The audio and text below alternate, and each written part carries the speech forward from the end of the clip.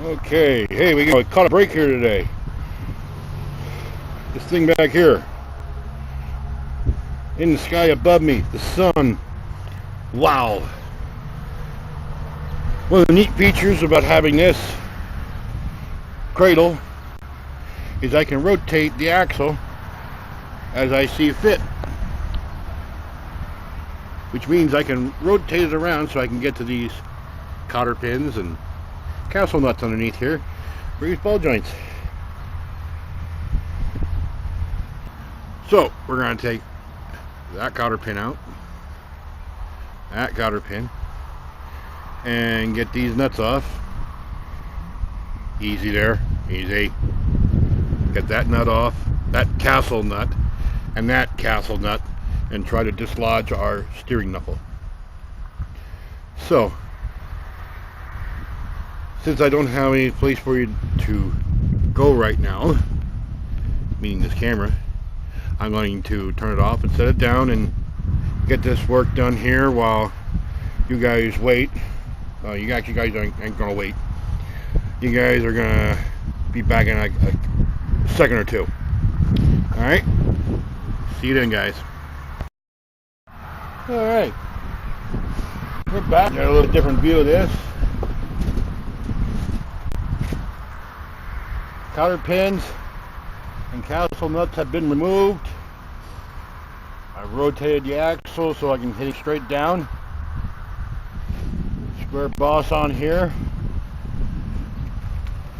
Supposedly BFH is all that's needed. I learned from experience. I'm going to put my safety glasses down so I don't take any shrapnel.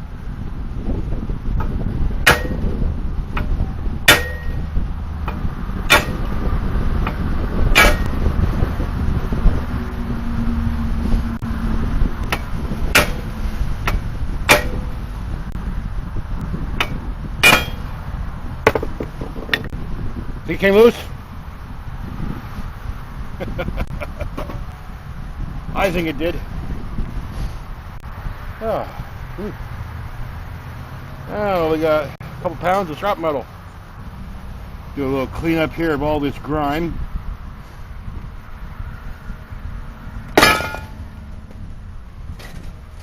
The inner axle seals were changed because this side leaked, and as you can see, let me grab me a screwdriver. All kinds of crud. All sorts of nice chunky goodness. Yummy. We gotta get that out of there before we can even think about taking these ball joints out. Clean as much of this up as possible. Alright. Back. Welcome back, guys. All nice and clean. I have never replaced ball joints in a four-wheel drive front axle like this. So I decided, since I do know how to read, I would look in the good old reliable Haynes manual. Let's see if there's a certain procedure for replacing these. You know, you do replace this one first or this one first. Allow me to read to you from the book of Haynes, chapter 10, verse 8. The ball joints are a press fit in the front axle housing, which necessitates the use of a special tool to remove and install them. We knew that. Since the tool is not normally available to the home mechanic, it is recommended that the vehicle be taken to a dealer service department or other qualified repair shops to have the ball joints replaced. Really? I don't think so. You know why I don't think so? because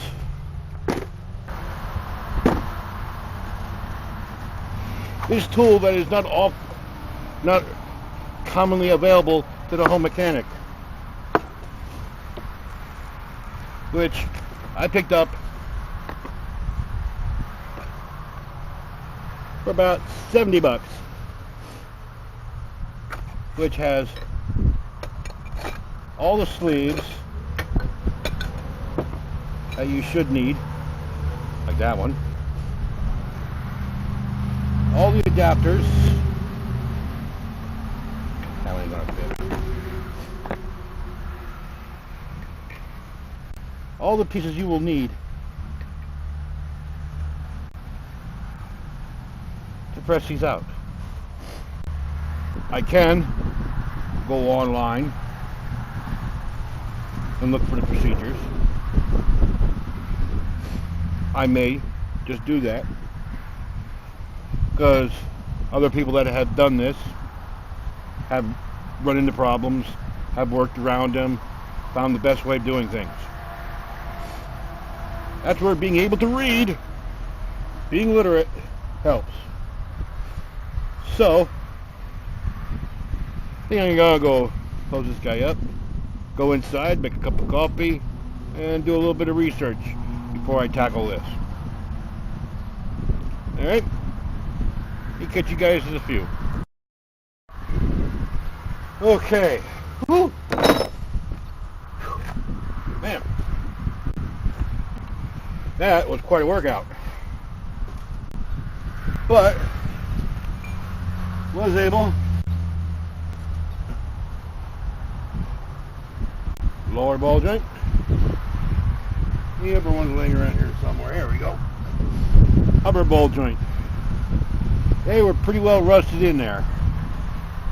Lower one I had to resort to heating up the outside of the housing with a propane torch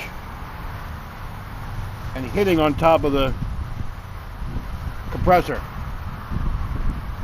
I have to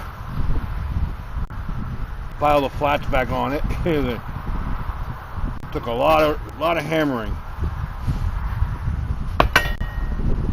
Oh man! Now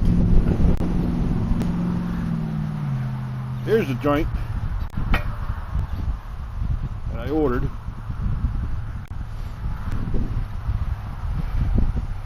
I do not believe we will be needing this secondary sleeve. I will have to try it in the steering knuckle. This secondary tapered sleeve.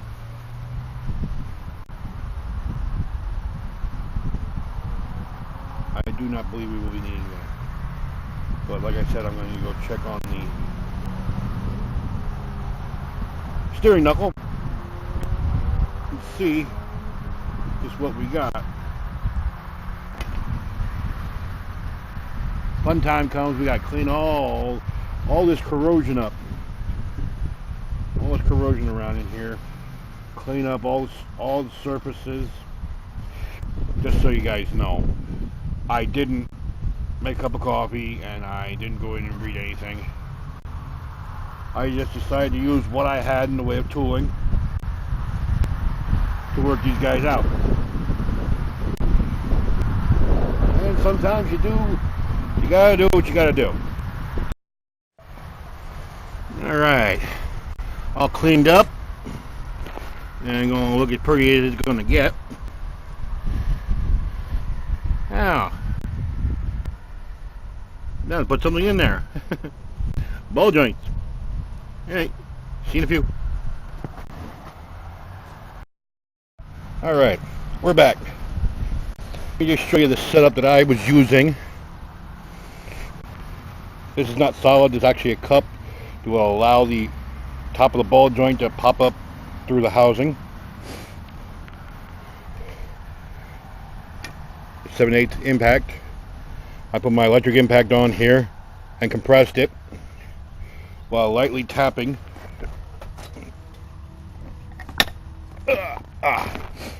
Lightly tapping with a BFH on the bottom side.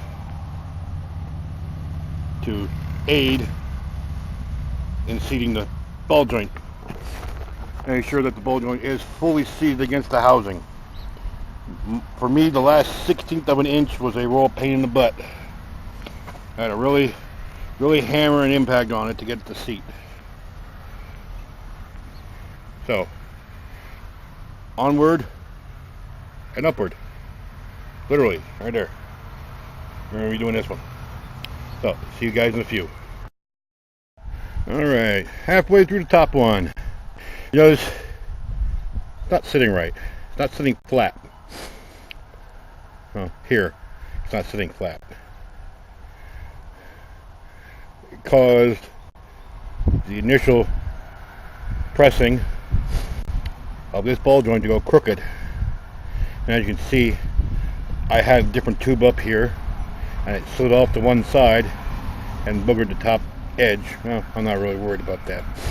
My main concern is this gap right here, which is fairly close.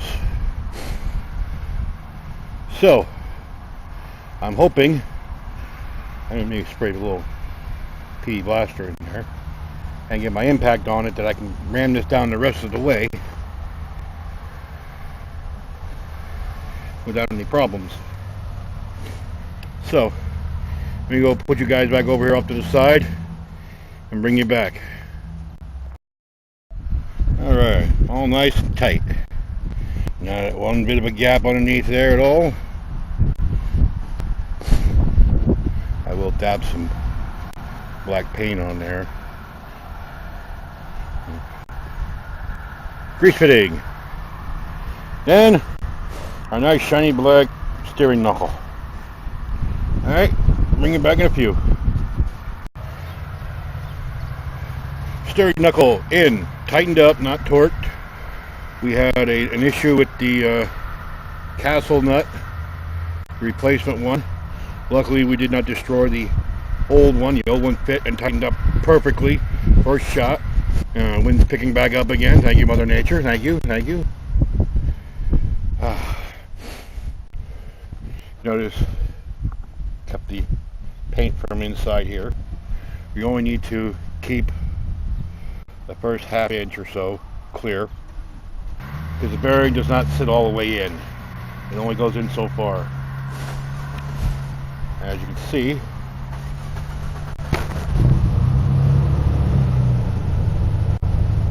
nice and smooth across the entire length. No divots. So now the caliper and brake pads can slide real nice and smooth back and forth. I want to at least put the grease fitting in and get some grease in there before I have to close this all up, because we're getting rain tomorrow. Yay, rain!